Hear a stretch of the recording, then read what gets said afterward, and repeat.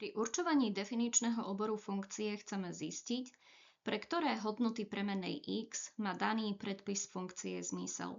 Inými slovami, definičný obor sú všetky povolené hodnoty x, ktoré môžeme do funkcie dosadiť.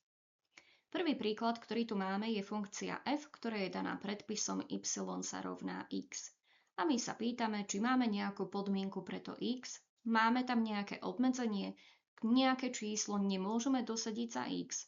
Nemáme tu žiadnu takúto podmienku, za x môžeme dosadiť ľubovoľné reálne číslo a tento predpis tejto našej funkcie f bude mať stále zmysel, čiže to znamená, že definičný obor funkcie f sú všetky reálne čísla. Funkcia g je daná predpisom y sa rovná x plus 1 a v tomto prípade tiež nemáme žiadnu podmienku, žiadne obmedzenie pre to x, teda definičný obor funkcie g budú tiež reálne čísla. Funkcia f je daná predpisom y sa rovná 1 lomeno x. V tomto prípade už máme x v menovateli a my vieme, že v menovateli nemôže byť 0. Teda to znamená, že musíme určiť podmienku, menovateľ, v našom prípade x, sa nesmie rovnať 0. Teda definičný obor tejto našej funkcie f budú všetky reálne čísla okrem 0. Čiže za x môžeme dosadiť ľubovoľné reálne číslo okrem 0. Funkcia g je daná predpisom y sa rovná 3 lomeno x. Takže aj v tomto prípade máme x v menovateli, no teda musíme určiť podmienku, menovateľ, v našom prípade x sa nesmie rovnať 0. Definičný obor tejto funkcie g teda budú všetky reálne čísla okrem 0. Za x môžeme dosadiť ľubovoľné reálne číslo okrem 0. Funkcia f je daná predpisom y sa rovná 1 lomeno x minus 1. Opäť x máme v menovateli, to znamená, že menovateľ sa nesmie rovnať 0. Môžeme si to zapísať ako x minus 1 sa nesmie rovnať 0.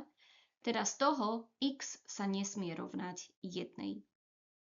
Definičným oborom tejto našej funkcie f teda budú všetky reálne čísla okrem jednotky. Keby sme sem do tohto predpisu namiesto x doplnili jednotku, tak by sme dostali 1 minus 1, čo je 0. A 1 lomeno 0 nie je definované, nemá to zmysel. Takže definičný obor funkcie f sú všetky reálne čísla okrem jednotky. Funkcia g je daná predpisom y sa rovná 3 lomeno x plus 5. X je v menovateli, teda určíme podmienku, menovateľ sa nesmie rovnať 0. X plus 5 sa nesmie rovnať 0. A z toho vyjadríme x. X sa nesmie rovnať minus 5. To znamená, že definičný obor tejto našej funkcie g budú všetky reálne čísla okrem minus 5. Funkcia f je daná predpisom y sa rovná druhá odmocnina z x. Výraz v druhej odmocnine musí byť nezáporný. To znamená, že x musí byť väčšie alebo rovné 0. Definičný obor tejto funkcie f teda budú všetky reálne čísla od 0 do plus nekonečno, pričom za to x môžeme dosadiť aj 0, takže zľava uzavretý interval. Funkcia g je daná predpisom y sa rovná druhá odmocnina z x plus 1. Teda výraz v druhej odmocnine musí byť nezáporný, môžeme si to zapísať ako x plus 1, musí byť väčšie alebo rovné 0, z toho vyjadríme x. X musí byť väčšie alebo rovné minus 1 a zapíšeme to intervalom, čiže definičný obor funkcie g budú všetky reálne čísla od minus jednotky do plus nekonečna a minus jednotka tiež môže patriť do riešenia, to znamená, že zľava uzavretý interval od minus 1 do plus nekonečno. Funkcia k je daná predpisom y sa rovná druhá odmocnina z minus x plus 1. Výraz v druhej odmocnine musí byť nezáporný. To znamená, že si to môžeme zapísať ako minus x plus 1 je väčšie alebo sa rovná 0. A teraz vyjadríme x, Pokojne môžeme k obidvom stranám rovnice x pripočítať, tým pádom na ľavej strane nám zostane 1, je väčšie alebo sa rovná x, respektíve si to prečítame x je menšie alebo sa rovná 1. Zapíšeme definičný obor, sú to teda všetky reálne čísla od minus nekonečna do 1. Jednotka môže patriť tiež do riešenia, za x môžeme dosadiť jednotku, pretože minus 1 plus 1 je 0, druhá odmocnina z 0 je 0, takže má to zmysel. Čiže definičný obor funkcie k budú všetky reálne čísla od minus nekonečno do 1, správa uzavretý interval.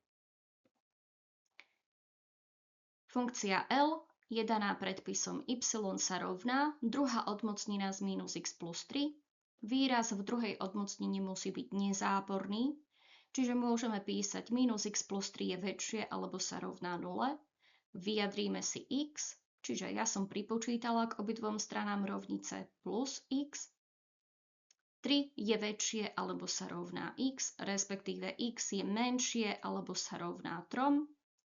Zapíšeme definičný obor, sú to všetky reálne čísla od minus nekonečna do 3, správa uzavretý interval.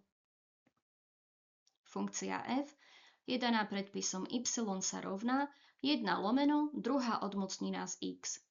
Keď máme druhú odmocninu, výraz v druhej odmocnine je nezáporný. Musí byť nezáporný tak, ako sme mali v týchto troch príkladoch, alebo 4.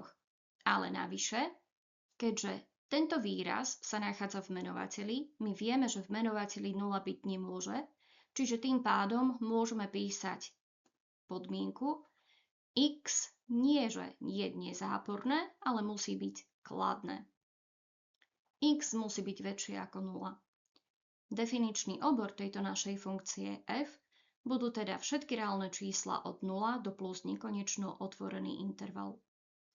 Za x nemôžeme dosadiť 0, lebo ak by sme za x dosadili 0, dostali by sme druhá odmocnina z 0 je 0, 1 lomeno 0 nie je definované. Takže to znamená, že definičný obor bude od 0 do plus nekonečna, ale otvorený interval. Funkcia g je daná predpisom y sa rovná 3 lomeno druhá odmocnina z x. Opäť, výraz v druhej odmocnine musí byť nezáporný, ale keďže navyše je tá druhá odmocnina v menovateli, menovateľ sa nesmie rovnať 0, môžeme rovno písať x musí byť kladné. Len väčšie ako 0. Definičný obor tejto našej funkcie g bude teda otvorený interval od 0 do plus nekonečno.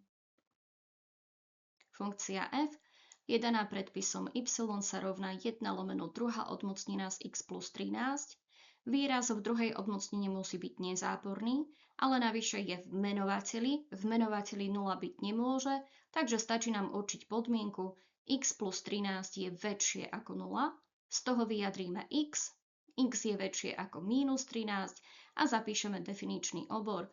Sú to všetky reálne čísla od minus 13 do plus nekonečna, otvorený interval. Funkcia g je daná predpisom y sa rovná 12 lomeno druhá odmocnina z x minus 4. Výraz v druhej odmocnine x minus 4 musí byť nezáporný, ale vzhľadom k tomu, že sa nachádza aj v menovateli, nesmie sa rovnať 0, to znamená, že môžeme písať podmienku x minus 4 musí byť väčšie ako 0, x je väčšie teda ako 4 a zapíšeme definičný obor všetky reálne čísla od 4 do plus nekonečna, otvorený interval.